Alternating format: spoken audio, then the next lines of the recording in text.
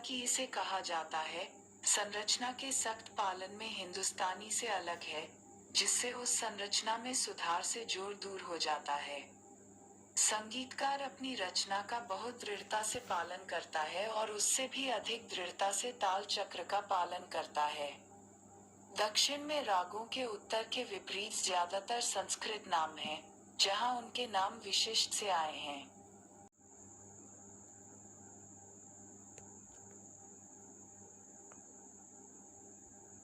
क्षेत्रों या क्षेत्रों की बोलियों से कर्नाटक संगीत के पाठ में कुछ कठोरता का प्रतीक है और भक्ति इसका मुख्य आधार है। कर्नाटक संगीत गहरा आध्यात्मिक है। इसे संगीतकारों और संगीतकारों के ढेरों का आशीर्वाद मिला। कर्नाटक संगीत की अमर त्रिमूर्ति त्यागराज, श्यामा शास्त्री और दीक्षित हैं, जिनकी रचनाएं व्यापक रूप से गाई जाती हैं। प्रत्येक महान संगीतकार इन रचनाओं की मूल संरचना की शुद्धता को बनाए रखता है, लेकिन उन्हें अपने कौशल या अपने वाद्य के दायरे के लिए अलंकरण के साथ अलंकृत करता है। 1. कर्नाटक म्यूजिक। 4. अधिक सख्ती से संरचना के लिए चिपके रहें। B. अधिक संगीतमय है। D. अधिक वाद्ययंत्रों का उपयोग करता है। 2. उत्तर भारतीय संगीत के नाम से लिया गया है। C. अधिक लोगों द्वारा पसंद किया जाता है। A. देवताओं। B. संस्कृत नाम। C. क्षेत्रों के विशिष्ट क्षेत्र या बोलियां। D. संगीतकार और संगीतकार। 3. कर्नाटक संगीत गहरा आध्यात्मिक है क्योंकि 1. यह संगीतकारों के ढेर पर आधारित है।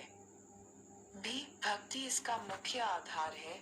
C. एक निश्चित कठोरता इसे चिन्हित करती है। D. मूल संरचना की शुद्धता है। 4.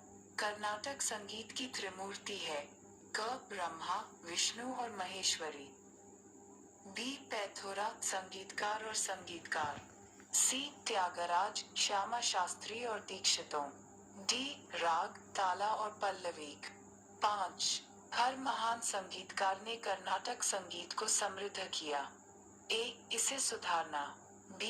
मूल संरचना की शुद्धता बनाए रखना और इसे अलंकृत करना। अलंकरण उनके कौशल के लिए विशिष्ट। C. कठोर पाठ। D. अधिक लोगों को कर्नाटक संगीत की कला सिखाना। निर्देश 6-10 गद्यांशों को ध्यान से पढ़ें और 4 विकल्पों में से प्रत्येक प्रश्न का सर्वोत्तम उत्तर चुनें। पैसेज 2. भारत में एक कठोर जाति से ग्रस्त पदानुक्रम अस्तित्व में है। अस्पृश्यता एक बुरी प्रथा है जो 20वीं शताब्दी की शुरुआत में इस जाति व्यवस्था की शुरुआत है। इन अछूतों ने रहने और काम करने की स्थिति को खराब कर दिया था, लेकिन यह एहसास भी बढ़ रहा था कि उनकी वृद्धि और विकास में बाधाएं मानव निर्मित हैं, जिससे मानवीय सहानुभूति पैदा हुई और भारत के नेताओं ने निम्न जाति की मुक्ति में रुचि और पहल की। गांधी जी ने विशेष रूप से अस्पृश्यता के अपमानजनक प्रभावों पर लोगों का ध्यान केंद्रित किया। आज कानूनी रूप से अस्पृश्यता को समाप्त कर दिया गया है, लेकिन यह अभी भी देश के कई हिस्सों में विशेष रूप से ग्रामीण क्षेत्रों में प्रचलित है।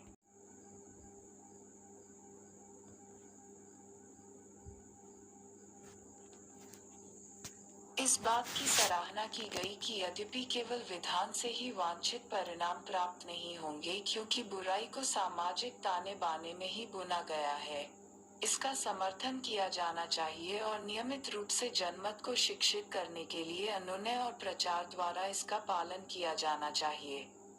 6. अस्पृश्यता का उद्गम निम्न से होता है। A. समाज। B. लोगों के दिमाग। E. जाति व्यवस्था। D. धर्म। मानव सहानुभूति का कारण था। A. जातिवाद। B. पुरानी परंपराएं। E. अछूतों के रहने और काम करने की दयनीय स्थिति। D. कठोर जाति से ग्रस्त पदानुक्रम। 8. गांधी जी। एक कानूनी रूप से अस्पृश्यता को समाप्त कर दिया गया। B. अछूतों को सम्मानजनक स्थान दिया। C. अस्पृश्यता के अपमानजनक प्रभाव पर लोगों का ध्यान आकर्षित किया। D. अछूतों को उनके लिए काम किया, इसकी सराहना की गई है कि 9. क. अछूतों के लिए इतना काम किया गया है। घ अस्पृश्यता को समाप्त कर दिया गया है। ग अस्पृश्यता को दूर नहीं किया जा सकता। डी अकेले कानून पर्याप्त नहीं है और इसके लिए अनुनय और प्रचार का पालन करना पड़ता है। 10. मुक्ति का अर्थ है ए. मर्दांगी, सी. विकलांगों से मुक्त होना, बी. उत्पत्ति, डी. बहुत पतला और कमजोर।